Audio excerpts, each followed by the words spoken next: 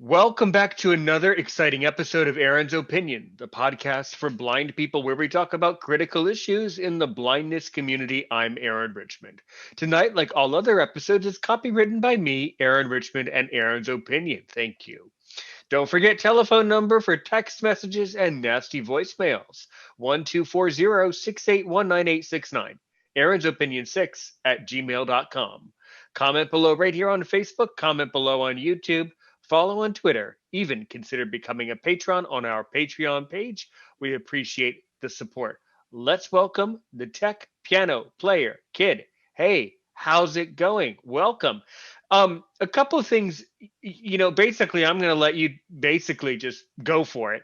But I want to make sure you know that if you want to talk about you were asking me some business questions. You want to talk some business, you want to maybe have some sort of a thing that you want to sell, some product about something or other, and everything that you want to do, go ahead, jump right into it.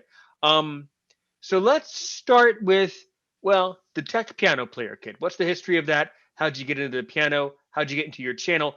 Start the conversation from there, and then go ahead and walk from there into your business questions.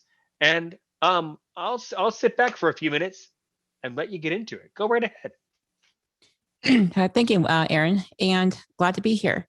So, so I started my YouTube channel actually a while back, and I wanted to get into technology stuff. So, first time I just started uploading, to get in technology, and then one day I wanted to change my name, and I asked people around, and they said, "Well, what about the tech piano player kid?" And I said, I like that, because I play piano, I like technology, and I have, like a, childlike personality. So I took that into consideration. And now I've been uploading technology stuff, all kinds of stuff on my channel, technology, computer stuff, how to log into like a home file server, configure a home file server like as a startup, and some piano tutorials and some other things. And as that was continuing, I was thinking that I wanted to sell some stuff on my channel, but first of all, considering to YouTube's crazy terms of policies, you cannot have more than 1,000 subscribers because of the.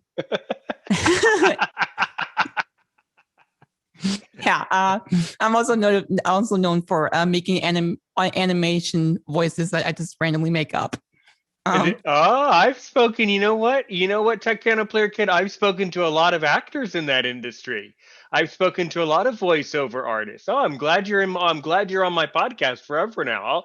I'll get you set up if you want to be on a get into voiceover. I know exactly who you should talk to. But anyway, and of course, when you said the part about changing your name from the tech piano to the tech piano player kid, I mean, what was it before? I mean, it was just my first.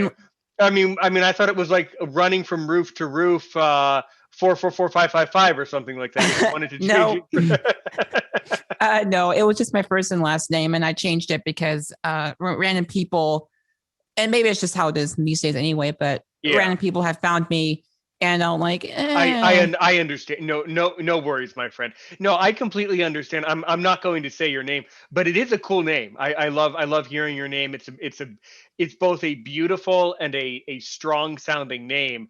Especially that family name. That's a cool last name. So, just what a lot of creators do, and obviously you certainly do not need to do this. You can of course just completely ignore what I say here.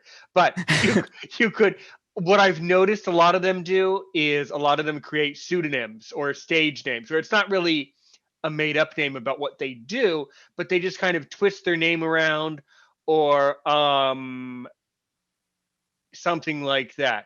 For instance, you could take your name from what it is, and then the first name could be Francois or Jean-Francois, okay? Yeah. Or something like that. And then let me think about it for a second. I don't know, you could make up a name. Like, you could make up a last name. You can do to an extent. That's what a lot of them do. But okay, fine. Tech piano player kid. So let's kind of, rewind it a little bit. I really love your momentum and enthusiasm, though. It's really really outstanding, really great for content creation, really great for my podcast and our community here. But okay, so just about, let's deal with one thing at a time then. So the channel, okay, I haven't really watched much of your content. I know it's great, but I haven't watched it. So are you more interested in, by the tech part, are you more interested in software that is used to produce music? And then by piano, are you more interested in playing music? Are you more interested in composing your own things? What, which, are you more of a techie or a musician? That's what I'm trying to understand. Good question. So I'm kind of in the middle, actually. Good. Excellent. Because, I like to do a combination of both. Because, when you do music, for example, like, some music, I do more advanced stuff. Now I've been thinking of maybe I should take a step back for a couple videos and say, maybe I should do some things that are a little bit less advanced for some players that doesn't involve like 16th notes with the melody on the top and then the half note going 16th notes with crossing hands at the same time. Versus just like maybe something like real similar and maybe giving some tips on how you can make up your own composition. Like, I don't compose my own stuff, but maybe I could say, okay, we'll take the song Twinkle, Twinkle, Little Star, for example. I mean, really easy beginner piece, and just make something up with the melody and just twist the melody around so it still sounds like it, but it doesn't sound like the exact same tune at the same time. And then with the tech stuff, now you know that nothing gets past me. You know what I'm going to ask you to do next, right? I think so. All right. So are you with your piano? Because, we got to hear, if you would like, I got to hear a little bit of an example. Unfortunately, I am not at my piano. No worries. But however, I do have an audio file that I can send you. So if you prefer that, I can send you an audio file that I recorded. Oh, yeah. You know what, guys? I think we're going to put that, right. Yeah, we're going to put that, you know what? I can certainly add that into the podcast. I can create an intro track for this episode. That would be, yes. Why don't you do that so that they can actually hear some of your work, especially if it's an MP3. That would be very useful. Yeah. Mm-hmm. Yeah, it's not a composition I created, something I learned. Now I'm giving a warning to all you other musicians. My piano is out of tune. I apologize. So just FYI. Okay. Now exactly what is the piece though? Like what is it called? It's a Joyful We Adore Thee, and it's arranged by Marilyn with 2 N's, Ham, 1 M. Okay, fine, good. Mm-hmm.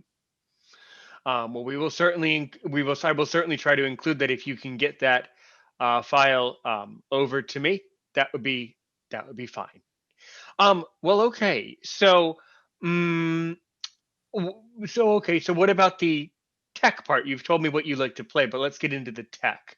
What are some of the tech things that you like to do? Mm-hmm.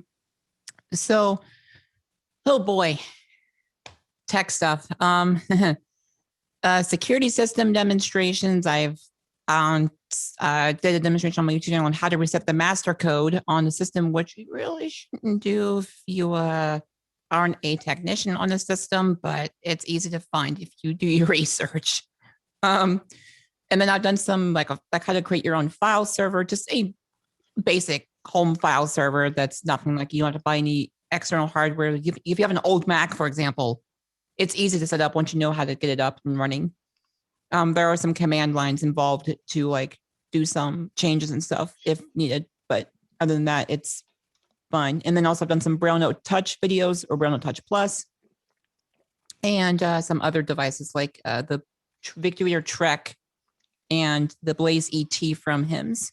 So I do multiple tech stuff. So if someone asks me, hey, can you do this? And I'm saying, sure, if I have this device, if I know I have it, then I'll be likely to do it. Or if I have a Windows computer, which I got for Christmas last year for school.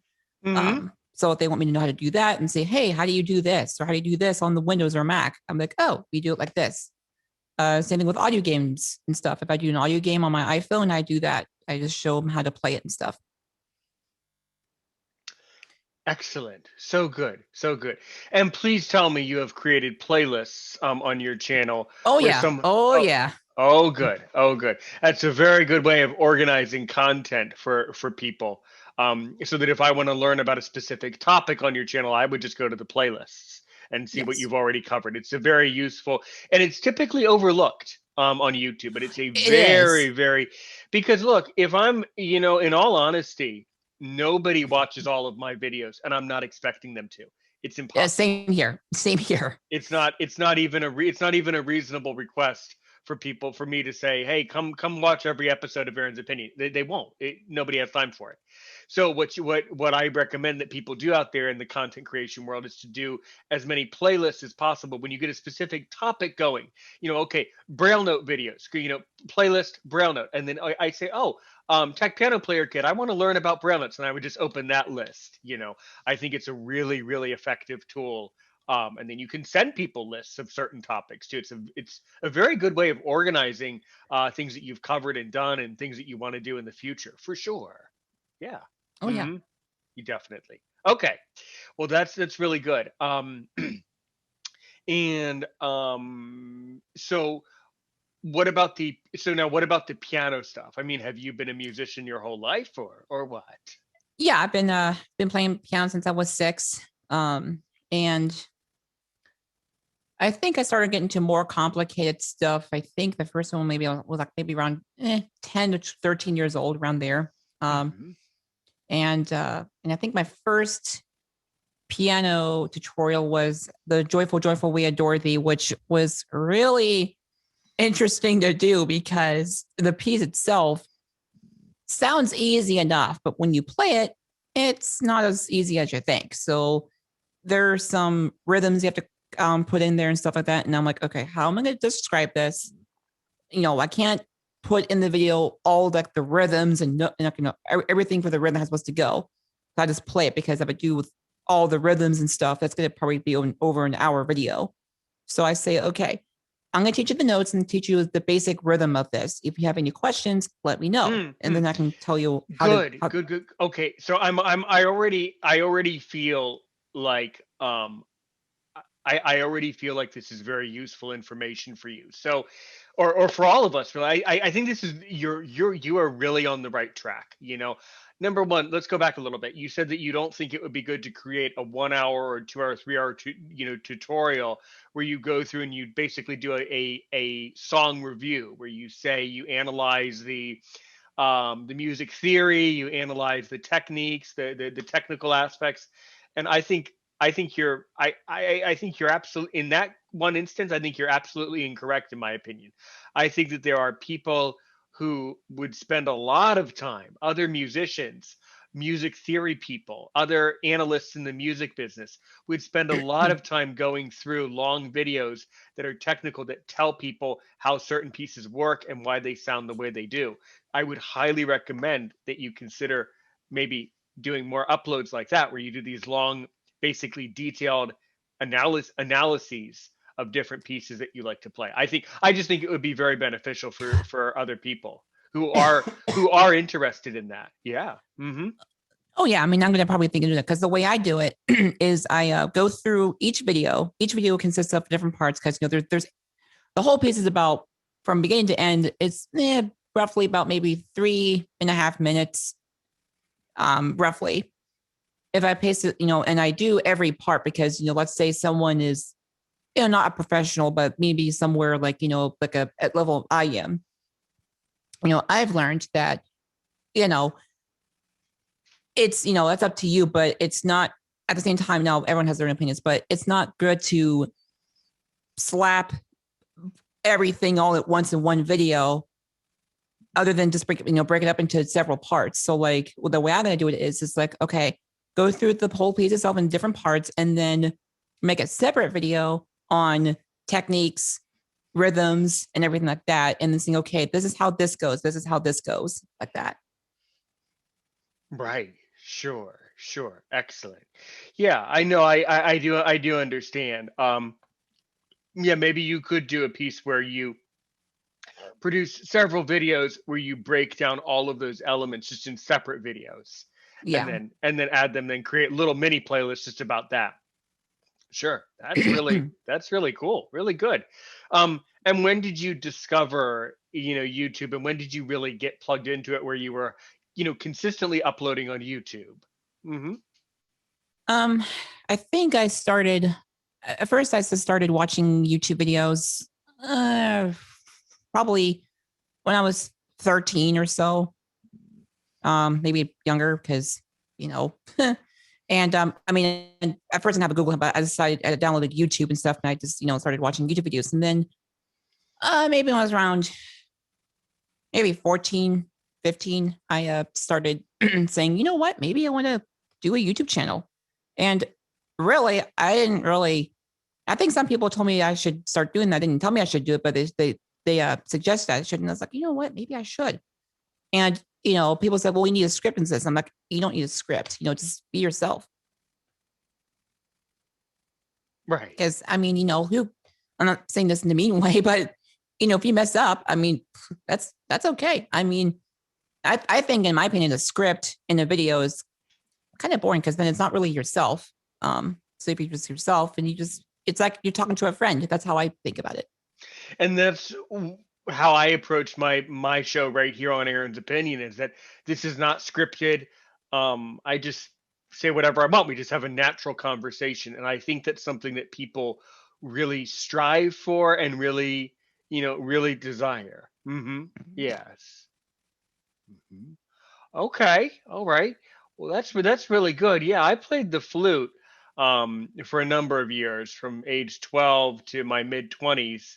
I'm in my upper 20s now, and I really took music very seriously. I was going to camps and music camp and all sorts of things. I took a lot of courses in music in university.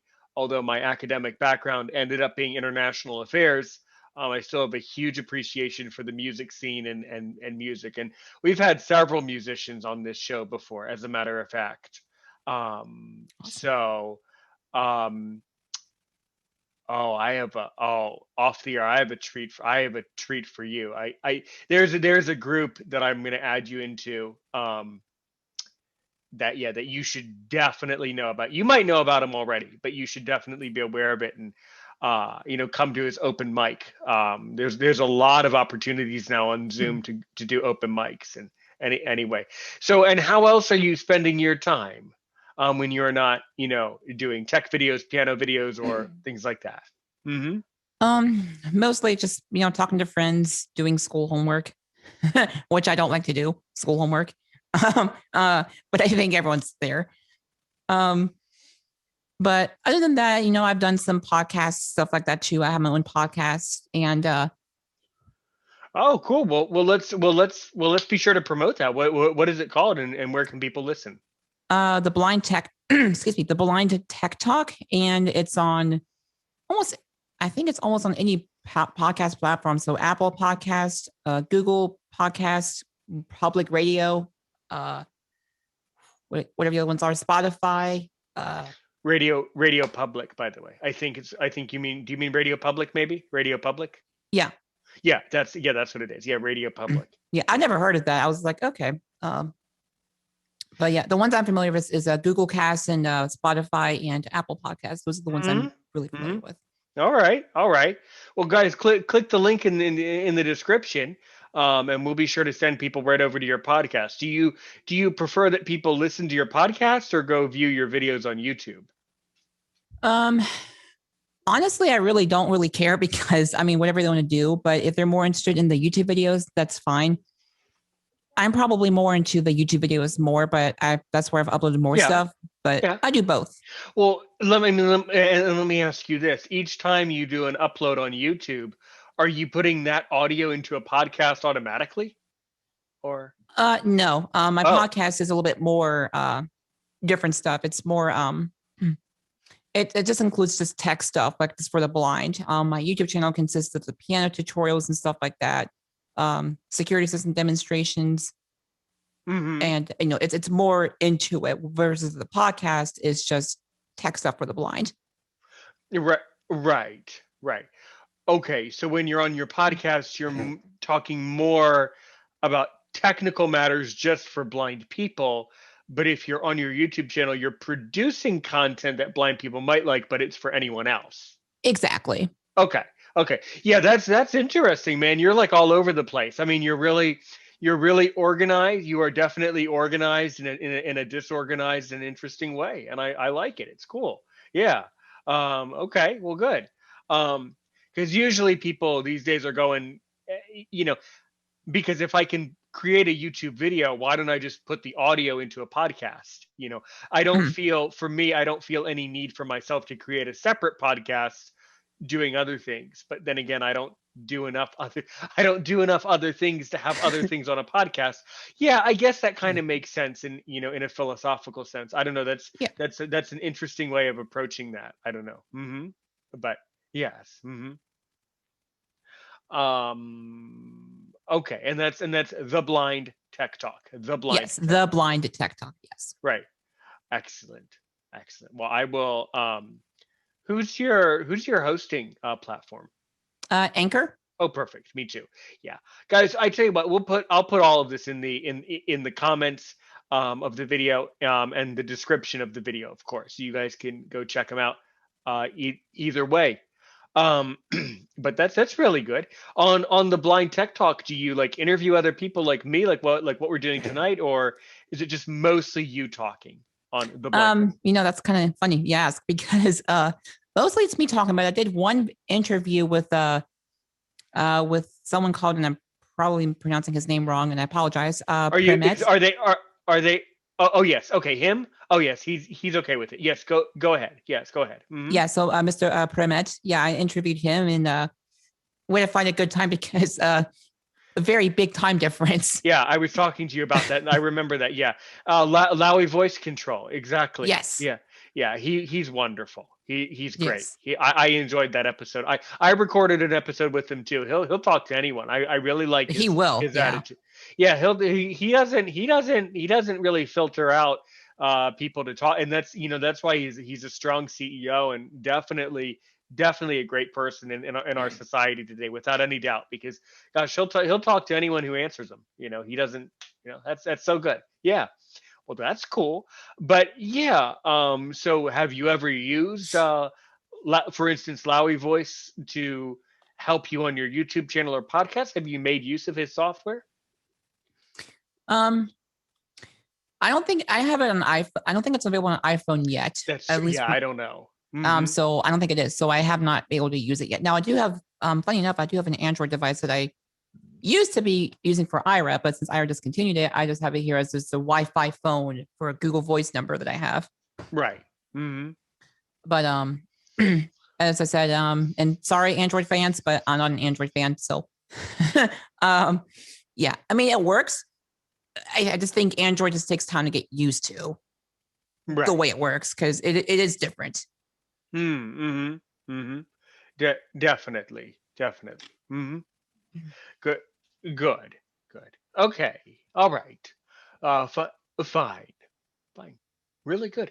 And who else have you interviewed outside of Premet, or besides Premet? That is it, actually. Surprised no one has really asked. Because I don't know. Look, I was speaking with an actress last night on this podcast, and she was telling me the same thing I'm going to tell you. Look, it's nothing personal, but a lot of times, A, people don't even know that you have a podcast where they could be interviewed on. B, people just don't have the time to listen to everything that we want to say. Yeah, and it's really nothing personal. I know that you would like more guests, to which I will help you by publishing the episode and getting you onto my private WhatsApp group after we finish the conversation. That will help you tremendously. I forget if Premet ever joined or not. I lost track of that. But yet regardless, the only thing that you can do is to continuously publish content that is your own, that are things that you place value in as a creator, over a great period of time. And eventually people do find out about what you do, but it is much more difficult now. Yeah, it is. And that's what I do on my YouTube channel. And, a lot of people say, well, you need to do this and this and that. And I'm like, that is very visual. And Mm-hmm. I'm not saying that they're wrong to do this, but for a blind person, it's hard to do. Right. And Right. and for video editing, I just what I do is if I say, hey, I'll be right back, I just stop the video and then I'll continue it. And then when I'm done with the whole thing, I just slap them all together in one big file and just add the intro and outro and upload to YouTube. See, and what I think and what I do here is actually I don't edit. So I don't do outros or I don't do intros or outros. I just talk. And I think that the people who are interested, so that way I'm talking to the people who are interested in what I have to say. And I'm not saying that in any way to be presumptuous. No, I'm saying it in a sense of that, quite frankly, if you are not interested in what I do on Aaron's Opinion, don't listen. If you are interested, then you already know that you're listening to the right thing.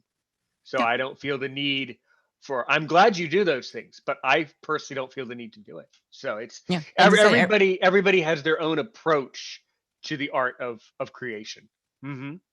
yeah, exactly. And that comes to my actual question. Another Sure. question, actually, it's a two-part question. Part one, I'm actually getting a Sonic logo from a company, and I'm not going to say how much it was because it was pretty expensive. But my second question is, what would be a good channel logo for my channel? And I guess part three, how I'm thinking of, I know with the business thing, I'm jumping up. Well, let's can we just Yeah. Sorry. can we just do questions one A to D5 and then we'll end up in C16, okay? Sure. Okay, all right. But I already forgot. Okay, question one. You have so many questions. I lost track of where we were there. Okay. Where do you want me to start the lecture here? Question one. What is your question? So, what would be a good channel logo for my YouTube channel? What you're asking me what your logo should be for your channel? I meant not what. Oh, A good idea, like some suggestions. Excuse me. I don't know. I that's not even something I could help you to decide. I don't know, something that you find to be Or whatever they call YouTube calls. I think it's called a channel banner or something like that. I think YouTube changes stuff all the time, so I don't know what it's called these well, days. do you mean like you mean kind of like your profile picture that people would see like next to your channel name on the YouTube video? It's like a little thumbnail picture that shows like who you are, like your little insignia thing. I think that's what it is. Yeah, I think that's what I think that's what a Okay. channel logo is. I Okay. think. Because on mine it's a picture of a parrot on mine because my dream is to have my own parrot. But and I took a picture of a parrot in a zoo a couple weeks ago. It's a bit of a long story, but um I tell you what, oh oh boy. Because what I wanted to do is Let to me have let me it. just no, I know you want real help designing an appropriate logo, right? Yeah, well, that and also when let's say my intro music plays or when I have an intro for my stream, like for my live streams, whenever I get the software working, the Mhm. logo will flash across the screen when the Sonic logo plays. Let me do this.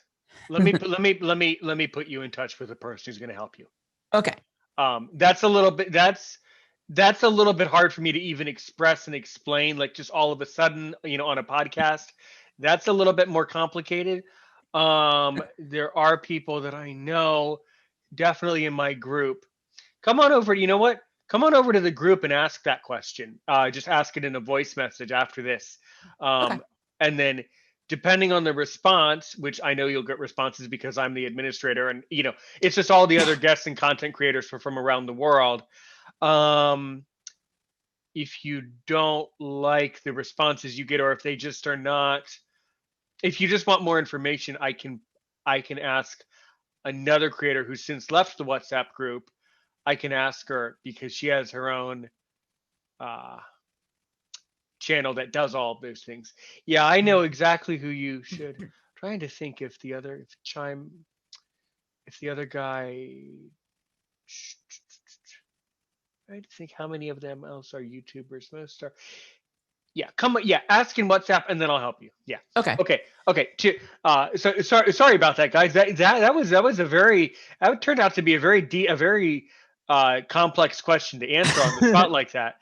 Okay. Okay. Now we're at step two. Okay, go. Okay. So so I'm actually in making my own website for my channel, for my specifically that goes along to my YouTube channel. Yeah. And I already got the domain and was waiting for someone to start hosting it for me because I don't want to Right. pay anyway. I am thinking of selling some, Okay. I don't know, like some keychains or something like that. But Mhm. what should the key maybe like what should I like how can I put braille in the keychains and something like that and other kind of things like that? Yes. Yes. Yes. Yes. Yes. Yes. Again, WhatsApp group. Okay. What that they will solve it. I think I know exactly who we should be talking to about this. Yeah. She since left the group. Nothing personal. I understand people are in many groups and it just gets overwhelming. So I will. Um, yeah, because I'm just trying to think back on if she has all of these things, and she would be extremely kind and extremely willing and extremely knowledgeable about setting up. I'm trying to think. Is she the only person who was doing that in the entire thing, May? Maybe. Yeah, WhatsApp group for sure. Okay. Um, but now one thing that we can talk about is, do you have an online store that I could like put a link to it in the comments or something? Do you have Not an on? yet. Okay. Well, until then, you should probably talk to these other people who Right. do more of the um. How do I want to put this? There are other people in my group, in my community, who are kind of more like artistic and kind of put more effort into the other kind of backstage elements and the other basically the other behind the scenes aspects of the podcast than I'm willing to do and really than I'm able to do really at the moment Mhm. with my work and other things that are going on in my life and just everything that just with the amount of time that I want to commit to it, I don't invest the energy in it. But there are two people in the group who have done an excellent job at producing a podcast along with a website. Um, but yeah, there's a lot of people that could help you if you introduce yourself in the group appropriately with a voice message and ask those questions in the audio message, then you will get very good responses. Or you'd get a great response either way. But Yeah. okay, so you want to get into keychains? What are some other things you would want to sell? Um, I'm not exactly sure. Oh, Keychains be a wait a good minute. one. I thought you're a musician, right? Yeah. How about maybe, I don't know, sell music or something like that, sell songs or something like that? I could do that. And I need to actually learn how to uh compose my own music and stuff, which I haven't done very much. I don't actually need to still learn about that kind of stuff, which I haven't Right. learned. Um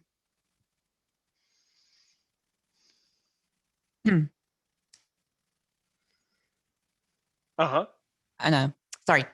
I'm thinking here too. No, no, no problem. No problem. um I was maybe some like let's see, there's some keychains. There's another thing that I wanted to do. What was it? Well anyway, I don't know, maybe some like other stuff that maybe people want to get into, maybe like sell some services or something like that. Maybe like some Maybe some services like okay, services such as what? How come if someone comes to you and they say, "Okay, tech piano player, I need help." What is something that you can give to someone else? What I'm giving to you, by the way, it's not necessarily obvious to anyone, but what I'm giving to you is a voice, right? I'm giving you the opportunity to promote what you do. I also have a Patreon, and that money goes to support blind people. So there are ways of using a podcast to help other people and to provide for others, for sure. So what are some things that you could provide? What do you think? Um, not sure this lecture will be good or not, but it's worth putting it out there. But maybe something like one-on-one uh help with like with their devices that they have. So like they know that I have let's say a Bruno Touch Plus or Mm-hmm. a Victory Trek or iPhone or iPad or not iMac, Mac or Windows. And they know I have, let's say I have NVDA, and I could use NVDA remote to into their computer. Says, okay, well, let me show you how to do it this way and stuff like that. Right, right. No, I think that's an extremely good idea. Hmm. Yes. I think there are a lot of people who need help doing those types of things. Oh yeah. Hmm. Yes. Yes. So yeah, my website will just be like my YouTubename.com. But right now, if you type it in, it will say like something like 503 not found because it's not hooked up yet. So I see. I see. Okay. Well, when it is, definitely let me know. mhm. And yeah, when you publish your website, let me know, and I will certainly add it into the comments of this particular video. Sure. Yeah, absolutely. That's definitely doable. Yeah, and that and that's the beauty of YouTube, is that we can produce content, but then we can edit it, we can shift it around, we can add into it. It's a constant flow of creation, and that's what I find to be extremely interesting about all of this. Yes. Hmm. Mhm. And is it okay if I provide if someone wanted to ask me more questions about my channel and whatnot, I can provide a email address, which I'm okay as saying it because it's specifically for my YouTube subscribers and for anyone else, and Yeah. a Yeah. Google Voice number that's Yeah. for Google. Yeah. Sure. You can say whatever you want, basically. Yeah. Okay, so let me make Sure. sure. So the email is my YouTube name, which is the Tech Piano Player Kid at gmail.com. Again, the Tech Piano Player Kid at gmail.com. And the phone number to contact me is 913 312 1325. That's 913 312 1325. Okay. Just don't call me at 3 o'clock in the morning. I'll be sleeping. Well, good. Your phone should be off, so it shouldn't. See, the beauty of the amazing thing of content creation is we're speaking to the whole world. So you could get a call in the middle of the night, but hopefully your phone would be off Oh, or on yeah. And airplane then, mode, so you wouldn't be bothered by that. Hmm. yeah. And I'm just giving you guys a heads up. If you guys live, let's say in, I don't know, in some other country like, I don't know, Egypt, we'll just pick a random country. Just letting you know that, there will be, I don't know, what do you call it? International fees, I think is what it's called. There's a word Hmm. for it. So for me, I don't know if that will go through or not with Google Voice because I only have $10 credit and I think they're changing some stuff on Google Voice, but just FYI, you'll have to pay fees like that. So yeah. Yeah, I don't know. No one from overseas. I mean, we have guests from all over the world on Aaron's Opinion, and they connect through. In the end, we connect. We're all connected on WhatsApp in the end, which is a global universe of its own. But yeah, I, I mean, guys, I don't know. You at home, you guys can try it. If you're one of my listeners from overseas, I do know where we have listeners all over the world, in Asia and Africa and Europe and the Caribbean. Try that number. Try calling 1-240-681-9869, or try sending a text message to it and just see what happens. I honestly, I have no idea what would I have no idea what would happen. My guess, and I'm only taking a guess, is if you're connected to Wi-Fi in the other country when you do it, it probably would push it through, and sneak it through. But I'm not entirely sure. Hmm. I think it should work. You just will have to pay fees. Like for Not example, on, like not if you're on, not if you're, you shouldn't have to pay anything if it's on Wi-Fi. well, Wi-Fi is usually free. yeah. Well, I mean, like let's say you have an iPhone and they have an Android. That's gonna be different, I think, because at least from my experience, where I don't know. really, I've always found that if you're connected to the internet, if you have Wi-Fi, you can do everything for free. It's all the uh, same, almost okay, always. Yeah, it does depend on the app. Um, that's why you should. That's why people usually like to use WhatsApp, because WhatsApp is extremely extremely global and always free. Oh yeah. Yeah. I use that to connect to my family in Germany because they have Androids. Because if I was out and about and send them a text message that way, I guess it'd probably be like 20 cents per text. And I think it's like $1 or $2 per minute when you're on the phone call. So if you're on WhatsApp, completely for free. Yeah.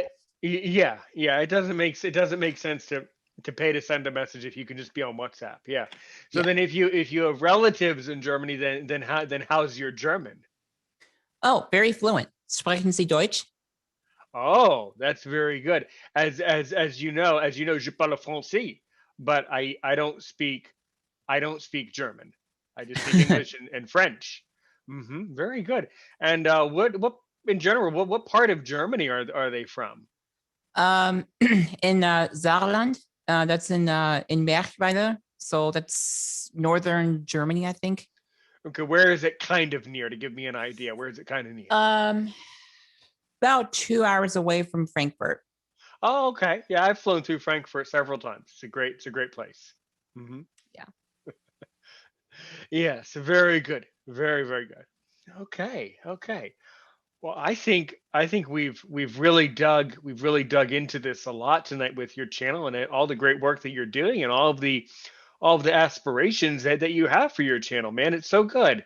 Um, so, as I like to say, I always like to conclude or to wrap episodes up by letting my guests ask me only one question, a question to see if I'm really worth my salt, to really make me sweat. What do you want to ask me, tech piano player kid?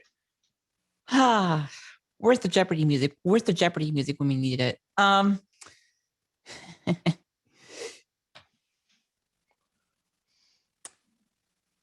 Let's see here. If you could change one thing about your podcast or YouTube channel, what would it be?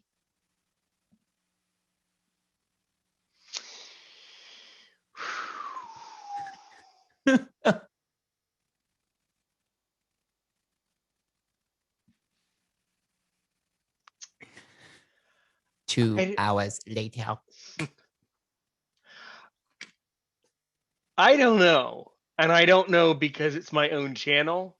So it's my own, I've built my own universe in here. Uh-huh. So it's hard for me to that is a brilliant question to ask. What about you?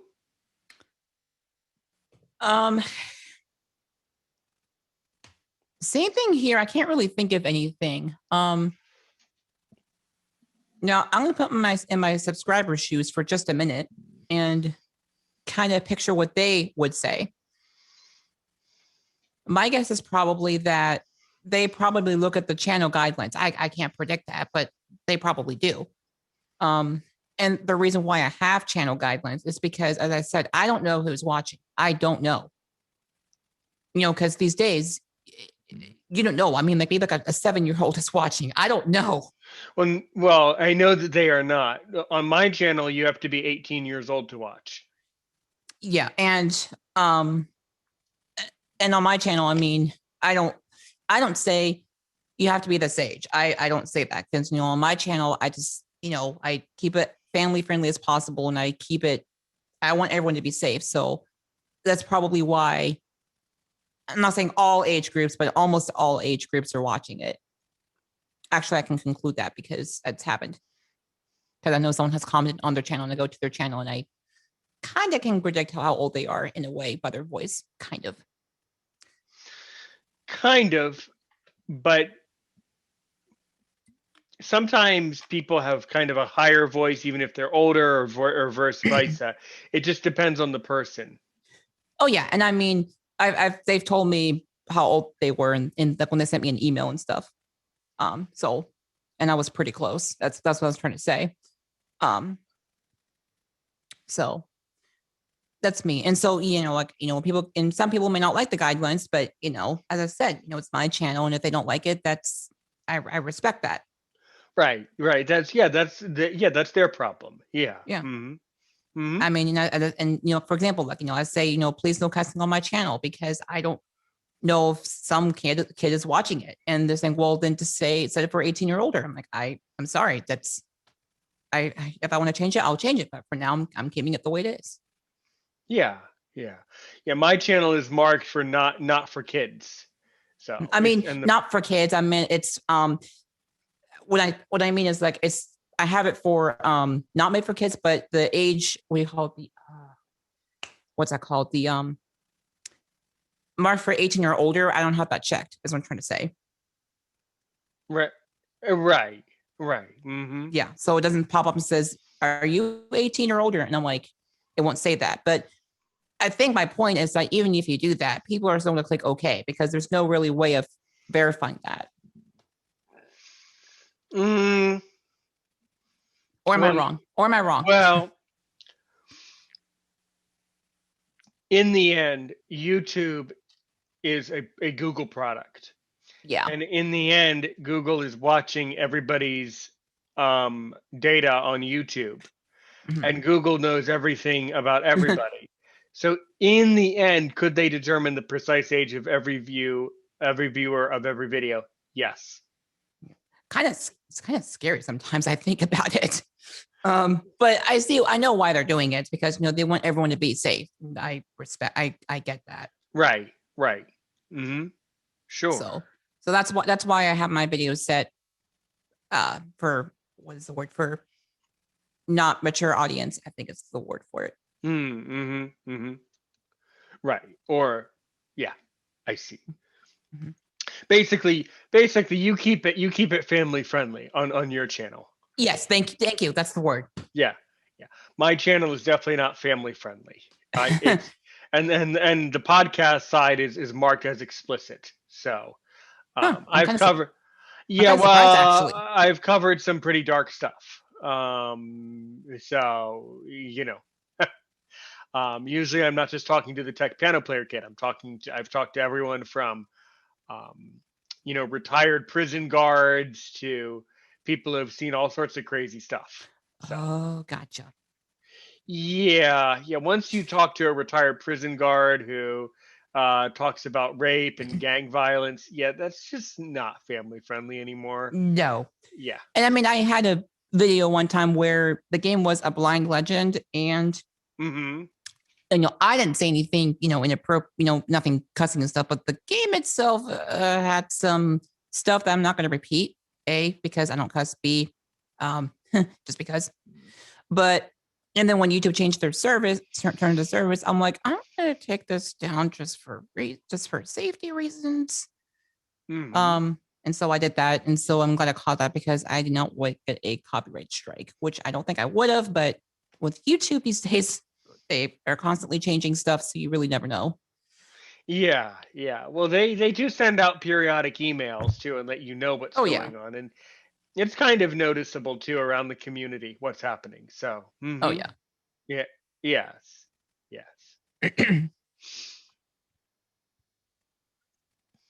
Well, do you have any other brighter questions? Because that kind of got kind of dark there. I don't want to end the podcast on this episode on such a dark. No, I know. Do we have other material in our folder over there?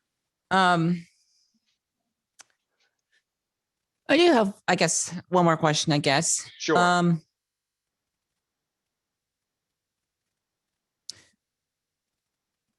Now, this is not necessarily for you or anything. I guess it's just a general question. If you worked at YouTube, and it's good. Okay, this is already not good. I can tell right now. This is not good. Then I'll stop. No. Are you trying to get this video pulled down if I work at YouTube? I'm fascinated. I'm fascinated where this could possibly land. Okay, where is this bad question going to go? Because the YouTube part makes it already not so good. So go try again. Okay. Sure, of course. What is your question? Okay. I'll think of a different one just in case. No. Let's risk it. Try the first. Try the Are first you question. sure? Yes, because if it's that bad, I just won't answer. But you can ask a crazy question. Yeah. Okay. Okay. Continuing on. I guess what would be one, what's the word here? Not setting. One, oh, what do you call it? One requirement, I guess, that you would change for like something like, okay, you need this many subscribers, you need this many what do you call it, watch hours to do live. well, yeah, mobile live streaming or monetization. Yeah. No, you know what? It's a really good question. I wouldn't change that. I agree with YouTube about that. I agree that you should have 1,000 people on your channel before you do that.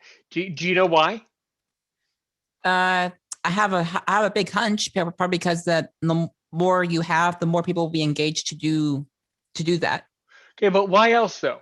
I completely agree with YouTube. I completely agree that Aaron's opinion should have to have at least 1,000 subscribers before I'm official, before I can make money, before I can go live. And by the way, I'm nowhere near 1,000. I'm not even worried about it. I just love. I'm not even at 1,000 either, so don't feel bad. I'm not going to start feeling bad. And you know what? And I don't care. I don't care about. I just as you can tell, I just love podcasting. This is just a fun hobby for. I just love doing this and helping people around the world. It's just really fascinating. But why do you think though? I mean, no. Let me answer. Why do you think it would be good to wait until you have 1,000 people watching you before they let you start making money? I kind of look at it as like a business way. Like, let's say you have like 500 people. Well, and you're selling a product that's like, oh, I don't know, a new device that you came up with that's for the blind. And let's say those 500 say, well, that's, you're selling it for, okay, let's just make it $300. Just make it simple. No, let's make it $100. Let's say $100. Let's make it simple. And some people may say, well, I would pay 50. Well, then the other 500 may say, well, I'll pay $100 and they'll pay for it. So then I guess stuck in a business way of saying it. So like, it's kind of like your own business. So the more you have, the more people may be interested in buying that specific product. Right. What it's truly about is it's two huge things. Number one, YouTube probably feels, and I cannot speak for them because I don't work for them, but they probably feel that until you have 1,000 subscribers, you aren't a good enough YouTuber. You are not talented enough for other people to trust you, right? If you can't get 1,000 people to watch you, then you need to practice making videos, or you need to produce really good videos over a period of time until you get to 1,000. Yeah. But until you have 1,000, I agree with it, because that way it makes the people who get the monetization, it makes their channels more valuable, and it makes their channels more valid. If they let everybody monetize, it just wouldn't work, because then you would have channels that were producing maybe inaccurate content or sloppy content or inappropriate stuff, and they would still be benefiting, and it would be unfair and offensive to the successful YouTubers who are producing great things. True. Yeah. So that's the reasoning. Until you get to 1,000, you don't need to be making money until you show us that you're that good. And that's really how it is in radio or other branches of the media. You have to start out at the bottom and progress as far as you can in life, producing content, and whoever watches. Most people don't get to monetize. Most people do not get to that level.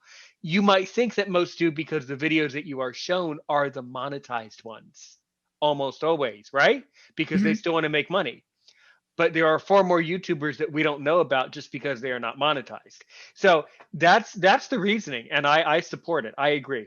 I don't want all these extra people, being able to capitalize when, quite frankly, their content may not be. They may not be producing enough strong content that is truly worth the attention of the audience and the advertiser. That's why. Yeah. Makes sense. Yeah. And And I asked someone this question too, and I was just curious, what their opinion was on this. And I said, and he's also blind. And I asked them, hey, what's a good, if you could give someone a good tip on getting more views and subscribers, what would it be? And he said, just keep uploading, Yeah. It's going to take you a while. And I've said it too. Keep uploading, but keep enjoying it. Keep showing people that you love making the video, and keep creating engaging and entertaining and honest videos. People secretly notice, and the most valuable people, guys, out there are not the people who are subscribed to Aaron's Opinion, but it's the people who are passing by seeing the work that we do here. That's where the value is. Those are the audience members that I want to talk to. And of course, all of you who have subscribed. All right. Yeah. Yeah. Same here. And as I said, like not, and I'm going to be honest right here. Less than half of my viewers or subscribers, watch my content. I can't, there's no way they can watch every single video. There's no way. Right. But, as I said, I'm going to keep uploading. And, and I talked to some people and it's like, yeah, that's very common. Not all your viewers are going to watch your content. That's your videos. Maybe one day you'll get 29 views. The next day you may only get like 10. It's going to change, but it makes a huge difference though than having no one watch your videos. It, even just like 5 views makes a big difference, I think. Well, I don't know. One view is a lot, trust me, because you never know where that view might lead. So, yeah. It makes sense because, they watch it, they share it with someone else, they watch it, and then someone else shares it, they watch it, and just goes around a big circle. Yeah. But the truth is, it takes a long time for the information to get around, though. Yeah. Oh, yeah. Mm-hmm. And that's why I say, I just keep uploading, and I share every time I upload a video, I share it to Twitter, and I just leave it there and just have people who, if they see it, then they can share with other people. Right. Mm-hmm. Yeah. Well, good. Excellent. Any other parting words? Do you want to give your contact details out again? I think that's yes. So good. Again, for those of you who would like to subscribe or are subscribed, you can email me at the tech piano player kid at gmail.com. Again, that's the tech piano player kid at gmail.com. And the Google Voice number to contact or text me is 913-312-1325. Once again, that phone number is 913-312-1325. And I don't know why that said that in a computer voice. But anyway, there you go. I don't know either.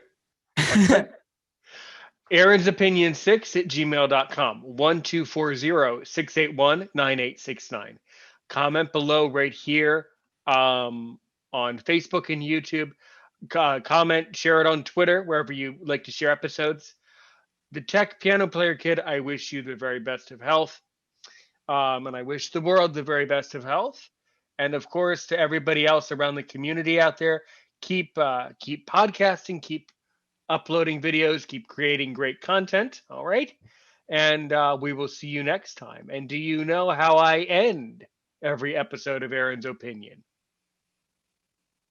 I do not, actually. Well, good. Great. I can tell you. Thanks so much, everybody. Help one person today. Help 1 million people tomorrow.